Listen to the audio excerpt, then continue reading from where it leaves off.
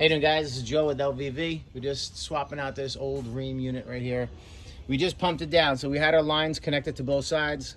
We closed off the high side so the compressor would suck everything in from upstairs, have it come inside, and basically store itself inside the condenser here. So it will come in through the suction side, go through the compressor, come out the discharge, go through the distributors right there, go all the way around, and then stop right there, okay? So everything will be trapped inside this condenser. So you close that first, okay? And then once you get down to just about, you know, that 0 or 5 PSI or whatever, you're gonna lock them both down. So the ones is locked down first. Once you get down to about 0 PSI in the, you know, on your low side, you're gonna lock that down. And then see here, it's just, basically it's a little bit in the whole system, maybe 5 pounds. 5 PSI rather, maximum, okay? So you basically get everything in here. So you recover it all, then we'll bring it back to the shop and we'll recover all the R22 and then send it up, you know, to ASHRAE and all that stuff. So this is step one. Now we're gonna cut the lines and start swapping this thing out. All right guys, so we cut everything is stored inside the unit. We shut down the valves, cut everything. Electrics all taken apart. Excuse me, I'm breathing, I'm just tired. And we took out the air handler, okay? All right, see this accordion style evaporator? All right, for a small little thing, it's short and fat and heavy, I'll tell you that much. It's got a healthy diet. So we're gonna take these out, take the refrigerant out, then we're gonna bring this to the scrapyard when we're all done, but we're gonna replace this with a 3-ton brand new Rheem 14-seer. All right guys, so we have the units gone. We're just leveling out the soil here. I'm gonna put this 36 by 36 pad right here and then get the unit right on top. All right guys, so we got the new unit in. Everything is sweat in here. Okay, we have one joint there. We got the filter facing the correct direction, and these joints here. So we're at, we actually had it at 350. I realized I had to do a little video. So it was at 350. It's sitting there. We did a bubble test upstairs and downstairs. I'll show you upstairs as well. And now we're gonna take out all the nitrogen and we're gonna put the pump. All right, my JB Platinum. All right, we're gonna get it down to around 200-300 microns, and I'm gonna open up the valves for here. Okay guys, so now we're up to the vacuum part of the installation, and having a double pump over here, 2-stage, is great, but the most important part is using a 2-pipe system, all right, 2-hose system. So you got the 1/4 inch and whatever, 3/8 or whatever, 3/8 or 5/8, I don't know what it is, the sizing. But anyway, so you're sucking from both sides, and I always put the fatter of the two on the suction side, and then the smaller one over here. And it has isolation valves, so you can put the shredders back in. Oh, this has only been on for like 5 minutes. I don't know if it's going down to 700s. We're gonna get this thing down to a 200 within a half hour, and then you can open up the valves, and then we're done with that part of the evacuation. If you use a manifold and you keep shredder valves in there, you know, these shredders right here, all right, that hole is supposed to be, you know, the thickness of the gasket. But when you put this in there, right, now it's really that little tiny hole on either side. So you're restricting it by probably 80%. So it's gonna take 80% longer. So this way here, let me tell you, man, I was always lazy, and I would always do it here. And first of all, your gauges are leaky. Your hoses are not evacuation hoses. You have to make sure these are specific hoses just for evacuation, okay? They can get down to that micron that you need and they won't leak. So you can get those at any of your supply stores. Make sure it's an evacuation vacuum hose, see? Vacuum hose. And when you're using these go on and off every single day, you know, maybe 6 times a day when you're doing service calls. I only use these when I'm doing my evacuation. So they're still new, they're great, they're not crappy, the gaskets are good, and whenever the gaskets get bad, you swap them out. But this is the way you do it. See, now we're down to 592. Like I said, 10 minutes. I just turned this machine on. So you want to do the two hose method, okay? You got the smaller here. I think it's whatever, it's 1/4 inch or whatever, and then you have the heavier gauge one over here, and it just sucks it right down. Nice and quick, so you can go to the next job, next installation, whatever the case may be. All right, guys, once in a while you can crack these valves here. If there's an air pocket in there, if you have to, just open and close it, you know, 1, 2, and that's it. But this evacuation will be done probably in 10-15 minutes. We'll be able to open this up and then do the electric and get this unit up and running. So we're sitting here with the new air handler. It's all connected. We're doing the vacuum right now like we just showed you. This is the power coming from the board, okay? This is the green, and on Rheem, this is the common. Now, Rheem doesn't give you a yellow slot on the board over here, so you just got to connect them together on the wiring. So let me show you.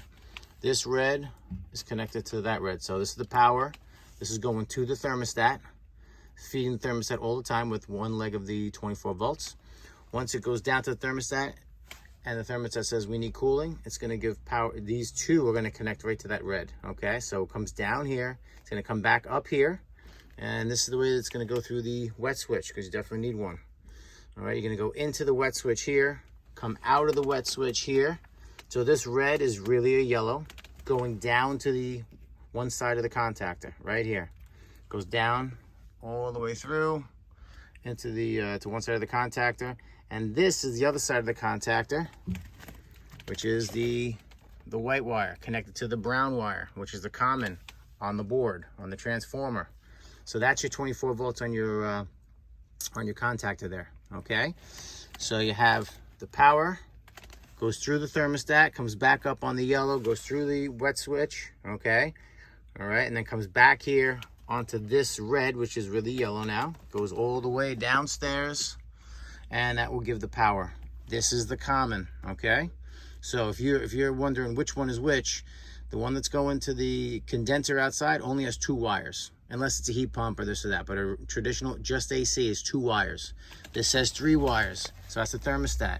Power going into the thermostat, power coming out of the thermostat into the wet switch, then it goes downstairs. Same thing with the fan. That fan is here, the green wire goes up and through, and that one goes into the board, okay? So that's the wiring. Power into the thermostat, comes out of the thermostat. These two here basically connect to this, to the power wire, hits the fan on, and it turns on the contactor for the condenser to turn on. If this is switched up, like so, it'll break it, so the condenser won't go on producing refrigeration, and you won't get any more water in that pan, all right? And most likely it's either a bad switch, if there's no water in there, or it's a clogged up condensate line. All right, guys, so I'll continue to show you once we're all done here.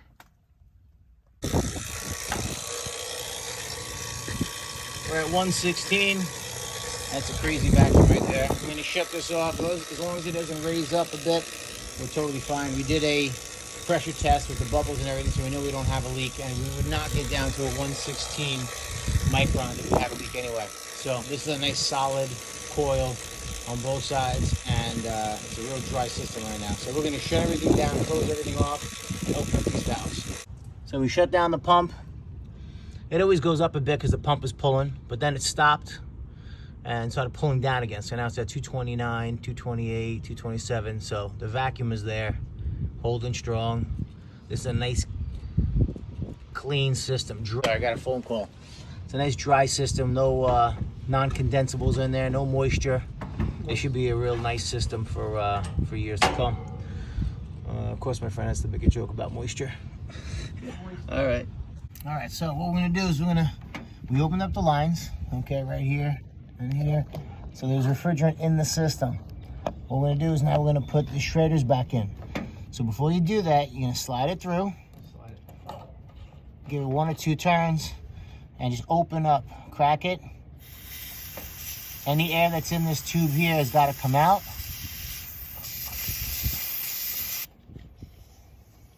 There you go. So now that's in there, now you can open up the valve. You don't want air going back in after a good vacuum. Now you go in there. Now you're gonna feed it through. You can do a bubble test after when you're done. I'm gonna get the newer Apions. the ones that have, it's like a little sensor, not a sensor, but what it does is it clicks when it's tight enough, so you don't over tighten. I have to over tighten one and broke it one time on a brand new unit. Had to fix it. No good. So make sure that you guys don't do that. There you go. You can do a little bubble test. See if there's any bubbles coming to that one. But other than that, it's all good. We'll do the same thing on the other side. Okay. And you're all taken care of. So the air handler is complete. Everything's tied in. Return is in. All the lines are in. Everything's insulated. The new drain is in. Always having an access port is key, because then you can throw a brush through it and make sure that you have no clogs. Okay. So we're all tied in over here. Thermostat, high voltage. Everything's looking good. All right, we're all, we have our installation. We'll zip tie a couple of these little things here and start this unit. Make sure it's got enough pre-charge. If not, we'll throw maybe a pound or something like that in there. Doesn't have much of a line set, maybe 20 feet, 25 feet. So we'll see if this is a 15-foot line set or a 25-foot line set. All right, guys, so we have our gauges on there. Our superheat subcool is nice. Machine is pumping out some warm air over here. Looking good. We didn't have to add any refrigerant, so it's a little bit cold day. It's around 60 degrees, so you can't get a perfect gauge on the system. So we'll come back when it's around 75, 80 degrees. Throw our gauges back on here for this lady, and then dial it in, maybe an extra pound if so. But you don't want to overcharge it and have liquid coming back to the compressor. So we'll just do our due diligence later on. So old cruddy system, new system. Old cruddy system, new system. Ugly and no one wants to look at it. People stop and they'll take pictures. See you next time, guys. If you like it, subscribe, and